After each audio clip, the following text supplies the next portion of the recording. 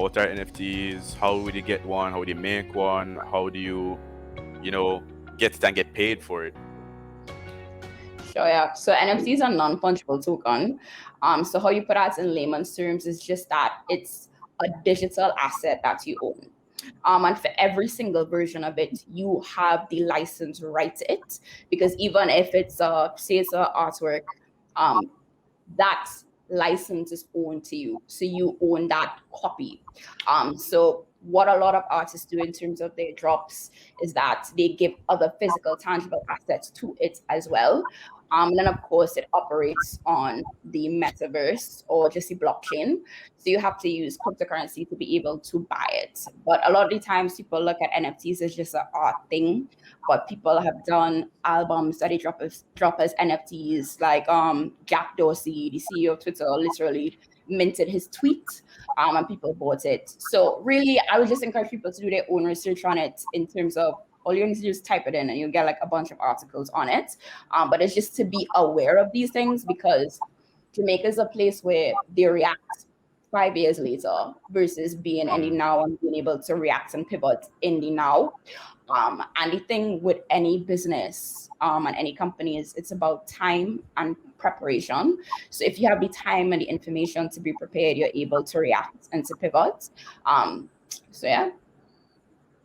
Yeah, man, that's true. That's true. Because like right now, especially since COVID, we've been really transitioning a lot more to be online into a more digital world. So especially for people who would have the access, for example, they have a lot more graphic designers now than they had like 3, 5 years ago. You have a lot more people who are tech savvy or who are with the understanding of cryptocurrencies, blockchains, and how these things work and how they work with each other.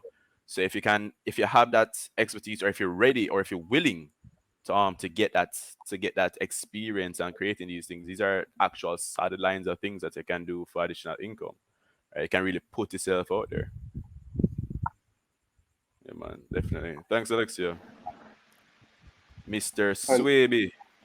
Oh, no, just gonna mention that you made a pretty interesting point about the fact that a lot of people are becoming more and more technological, or for lack of a better word, becoming more just more acquainted with technology in the sense that with the pandemic, it was almost like a great reset. For so much people who would have been stuck in their comfort zone doing one thing over and over again would have had to either pivot or get left behind. So all the people that would have been used to hunting and going for your opportunities, like us with UC, I'm sure pretty much all of us would have pivoted somehow during this pandemic, but and it created so a way for us to just continue going and getting more and more opportunities. As you mentioned, the digital space and persons being more within the digital space. Like even for me, started off at marketing at you and realized, hey, everyone is going onto the digital space. So what or how can I put myself in there so I can continue to be a part of where the future is going? That's how I ended up in data analytics because with more people going online and having data, accruing more and more data, there increases the need for someone to understand and interpret this data. So it's interesting to see how the world is developing and where it's going. NFTs, cryptocurrencies, all of these things would have been things that didn't exist a few years ago. And now it's time for us to take advantage of the opportunities because, I mean, if we don't, then we just get left behind. yeah, man, absolutely, absolutely. So you're saying data analytics now, so I can just like explain some people how or the practicality of what you'd be doing with this data. So with digital marketing, there are several mediums that you'll be using to market: Facebook, Instagram, Twitter, email, so many mediums. So there becomes a time where you have to understand which one of these mediums are more effective than the other. You can't just keep pumping money into all of these things and not knowing exactly what it is that's working. So you need someone that's able to understand all of this data and interpret it so you can know, okay, this is how you're going to allocate your budget accordingly, which is where I come in to help you understand what's going on. I work with a company currently called Optimal, and we work with firms in the States. And it's beautiful with this pandemic how many companies in the States are now being more willing to work with offshore entities and individuals from all over the world. It creates more and more opportunities for us. But like I said, the opportunities are only there if you're willing to seize them. If you're just gonna sit there and hope for opportunities to come to you, then Yeah. Cool. So right. So just dialing back a little bit to you, say I want to get an understanding of like what are some of the most important skills or perspectives that you would have gained from in working with all these companies. Uh, oh no, I'm thinking y'all can answer the question. I think one thing is to not let your age limit you. You need to be confident when you're speaking about something in terms of when you're pitching something or proposing something. Once you need to make sure that you have confidence in what you're pitching, and confidence in yourself for them to then believe you. Because if you lack that confidence, if you don't have that, then they're not gonna believe anything that you are trying to sell to them. So I definitely think that age is not an issue. It's just all about just being confident and knowing what you're standing for, what you're representing, and what you are selling.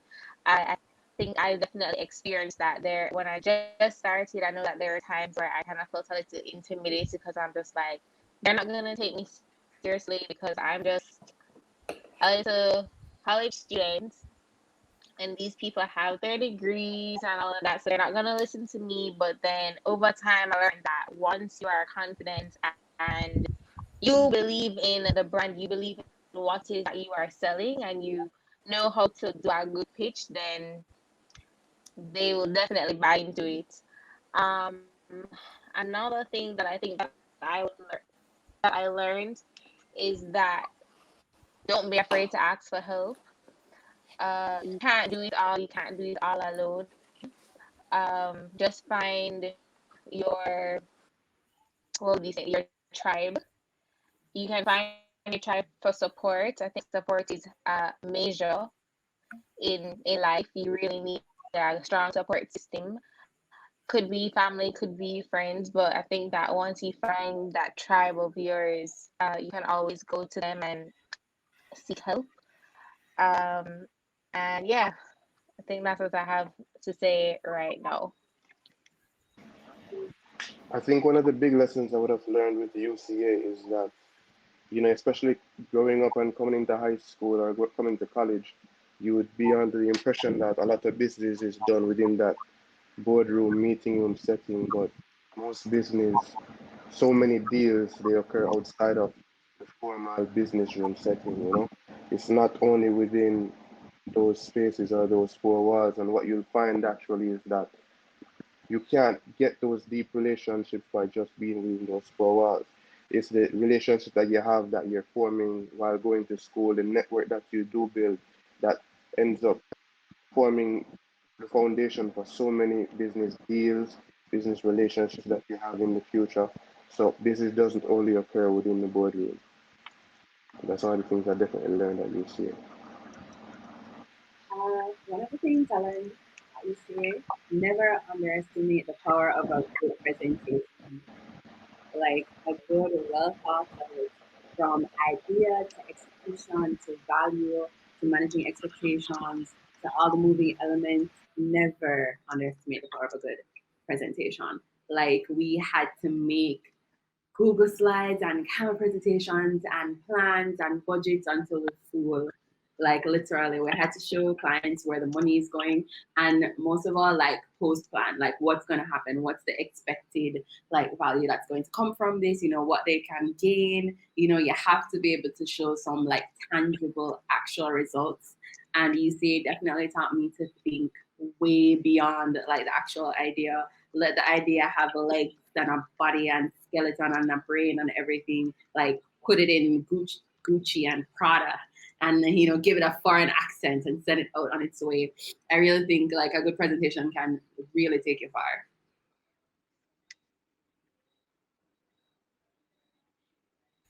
Also me.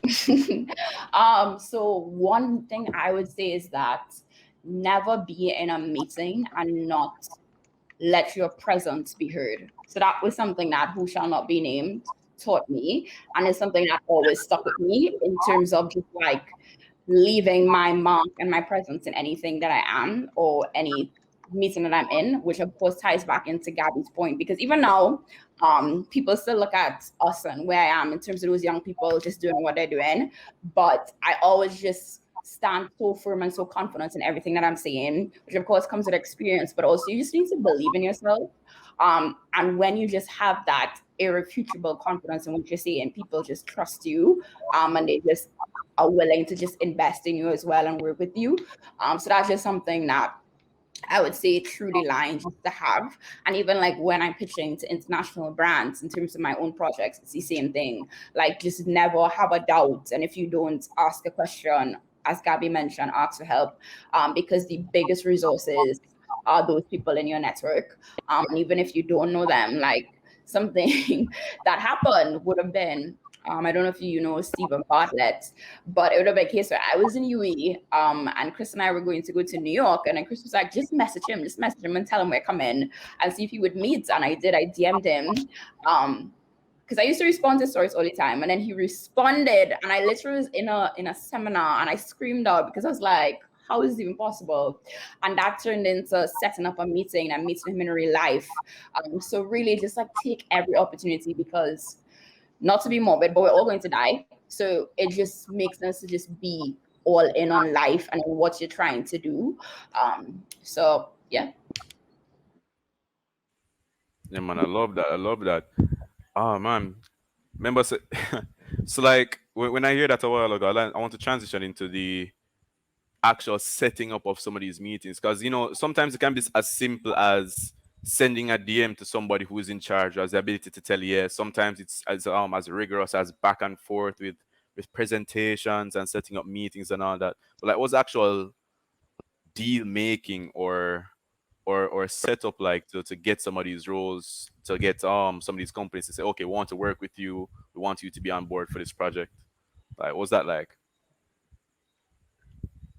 Uh, it's you're definitely right there. Like big things can happen from the simplest of settings. I know that like I got into event marketing really because of my who shall not be named calling this great production goddess Yeah. that was in the industry, big name in the industry, like Carlin Samuel. And he called her up and told her that I was obsessed with her and obsessed with her work and she needs to meet me now. And she's just like, yeah man, cafe tomorrow. And I'm just like, huh? What? Uh-uh. But I met her, I got a lot of work from it. I got a lot of events. I learned a lot of lessons, met a lot of great people, got to work with like cultural icons, like for sure. Like I'm gonna refer to them as cultural icons. Like they taught me a lot. They're art visionaries and they weren't short of ideas. They just wanted somebody who could execute them properly, who could like bring them to life, who could facilitate them breaking like barriers in the industry. And it's really funny because I think the biggest executions that we've been on, it just happened that we're at some restaurants, shout out to UCA Hunger Games, or we're at the office just chilling after hours, and a client swings by or somebody swings by. Somebody's always popping in, like pulling up on us, and we're just talking, and they're just like, let's do it. And we're just like, okay, they're like, build it out, have the budget to me, like, send me who we go work with, like, tell me the duration of the project and everything. So I think that was like probably the most refreshing thing of UCA. Like there was literally no ceiling at all. Okay, okay. I think it brings it back to the same point I was making. If it was supposed to be a case where we had to jump through all the gatekeepers, send someone, a secretary an email or give a pitch, etc., or we'd like to meet this, that, this, that, this, I think a lot of the opportunities that we would have been a part of wouldn't have been the case. But it's just a matter of utilizing the network, knowing who, the more we worked and the more we were allowed and more persons saw us, it became easier for us to get our foot in the door and get those other opportunities.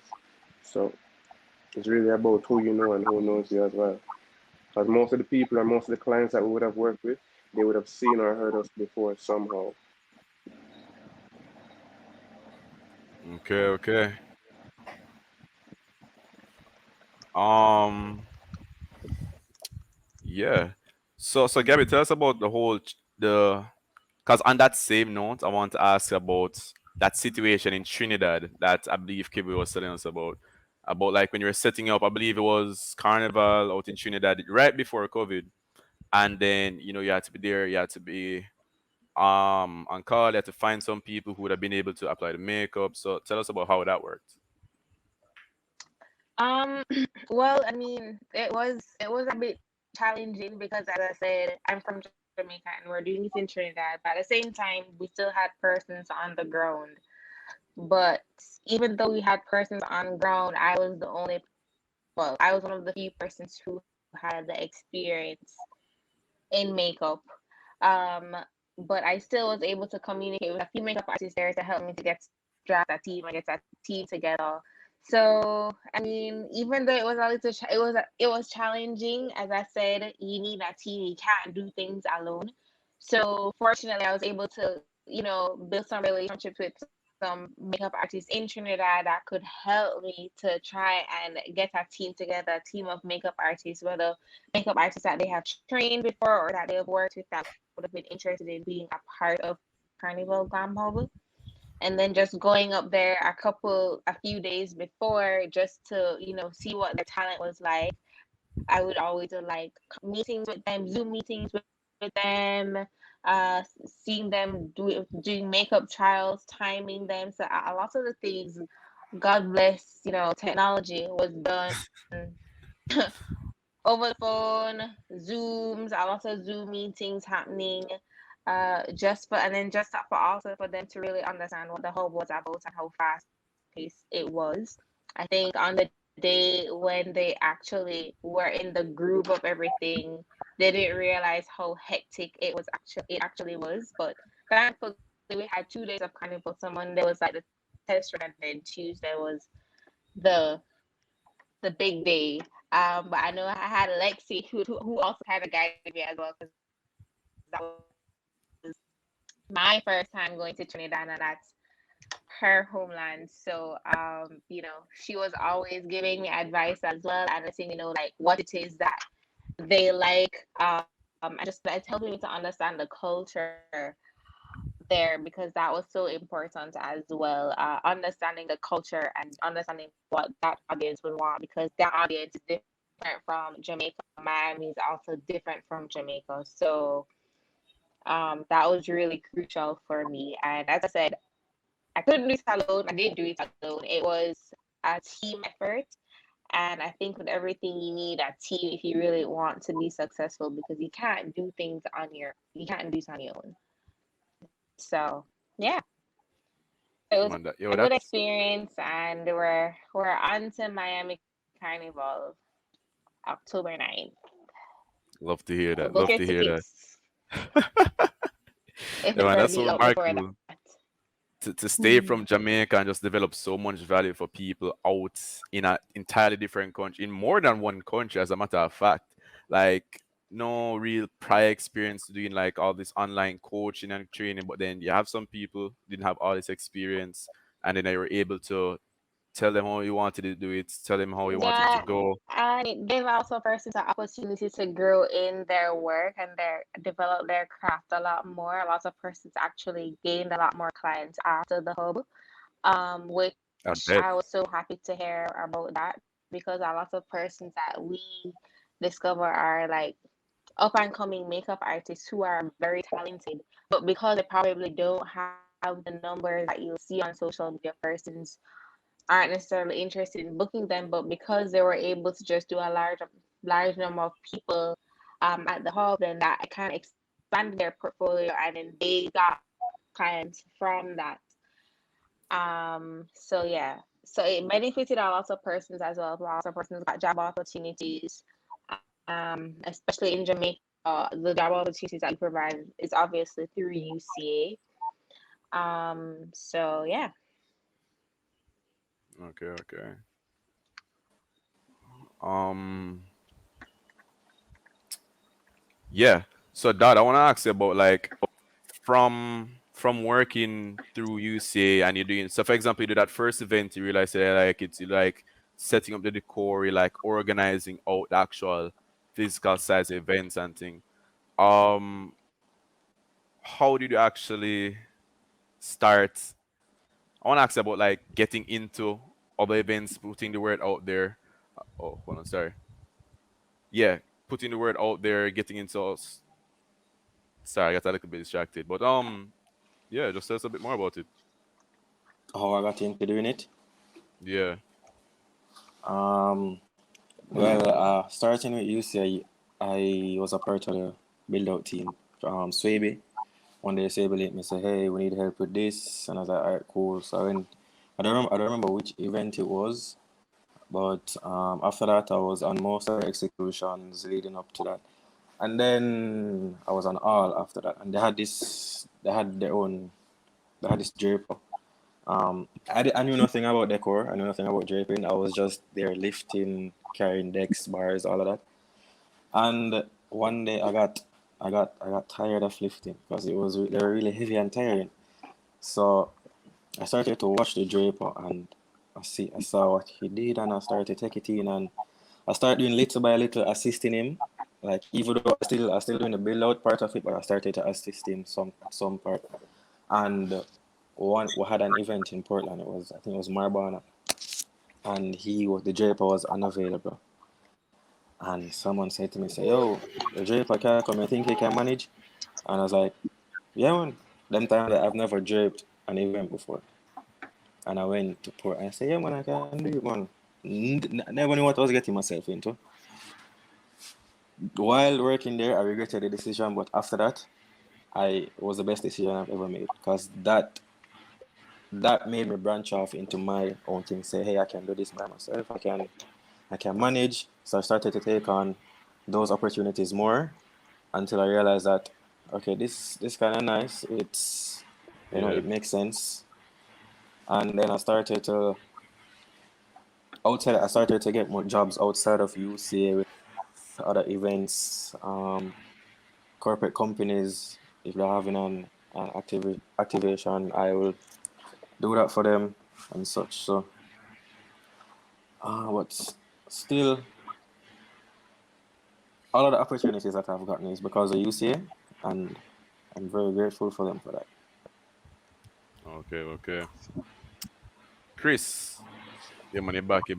Yeah, I don't think I Yeah. got the chance to ask you the question about like, all right, so in the early days of UCA, back when you're just starting out and you were trying to set up to gather some of the clients, right? So the big events, some of the big expos, how would you ever really pitch it to them? How were the deal structures to say, okay, this is how we set it up, this is what we're going to do, this is the budget we're looking at. Give an idea of the process. No process was the same, to be honest. Meaning that different clients are different things. Some clients you talk to them at lunch. Some clients you talk to them at their office. Some of them meet at the garage. Some of them, and I think it depends at the end of the day, knowing what their problem was. For us, it was really learning as we go along. Like we made a lot of mistakes. We did things on the spot. Um, like there's no real structure, to be honest. There was never a structure at all. It was just a free for all. Learn as you go, out fires as you go, figuring out as yourself as you go, and that kind of form what we see have here in front of us. You know, people see it and say, "Hey, I want to be a part of this," and I was like, "Yo, you don't want to be a part of this. You know, in shape or form." But nonetheless, it's just I would say learning as you go along, and then Right. figuring out what works for you and what don't work for you. Figuring out what, hey, I don't really don't want to do this anymore. Or figuring, hey, I feel like I want to get deeper into something like this. Yeah.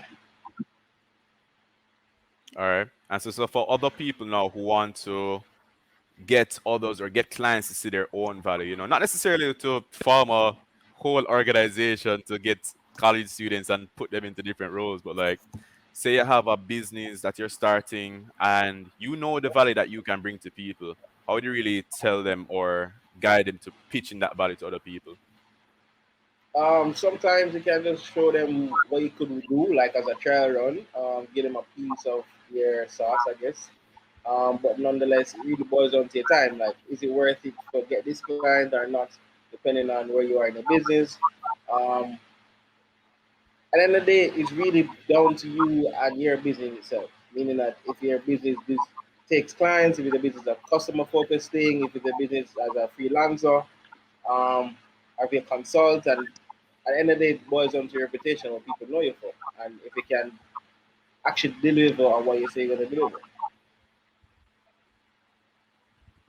Definitely. Probably want to ask about like some of the more interesting stories, in the background that would have happened. Yeah. That's Just Alex at a Swift as level well. though, Just in the manada and a level though.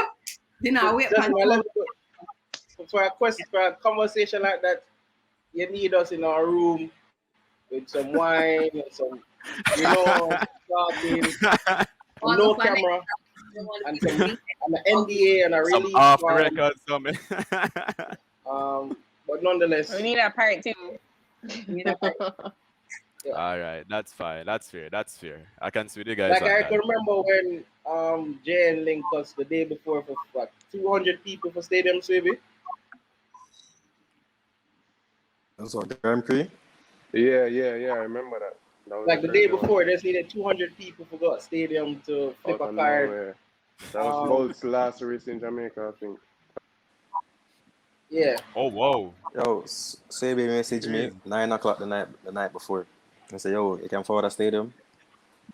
People the 5,000 and So much people would I have was received saying, messages like that from envelopes. me. 200 people in less than a day. That's crazy, man. well, But you found them though. but you're looking at, and you're overlooking, this means the other aspect of it. So I think Lexi was in charge of like a flip card thing, so she had to go to the stadium to see how that looks. And then you have to figure out how people sit down and the logistics with food and water and then hunger and then all sorts of things. I can imagine What's going on? Look, I think the JUTC they getting can people. transport some The, people to their home the or half the street. megaphone and coordinating all of them in the stadium with the other noises. Yeah, it wasn't. Oh, yeah, we were the vibe. Yeah, it was If you And have crazy. the then ability, you can do it, man. at one point, we had to go outside and put flyers on people's cars and something like Oh that. my god. No, That was Yeah, another yeah, crew going on at the I same think I time. knew that when you guys had me. When somebody hit me on my head just then. I was there in the bleachers and somebody hit me in my head because they were trying to get KFC. And Chris Get buckle? grabbed the boy by his shirt and said, "What you do?" Oh, yeah, And I so the remember and that. that started to pop him chest. No, Yeah, man. like we had KFC. I was yeah, sitting yeah. on and this boy hit me in my head trying to get it. And Chris grabbed me by his shirt and said, "Boy, where you at?" And so we got in his face, and I'm just like, all right, I'm alive. But like, bodyguard level, like the energy was there. Yeah, man, for sure. One family looking out for everybody. I love that. I love that. I love the love that, man. All right. But yeah, guys. I think that's just about everything I had in mind before. I want to once again thank all the guys for coming out here and making time in all the busy schedules, because I know everybody's on something else, having to organize their own lives. But it's really great to have this story about how you guys started, way up to now, and just great stuff, man. And love and leave the UCA.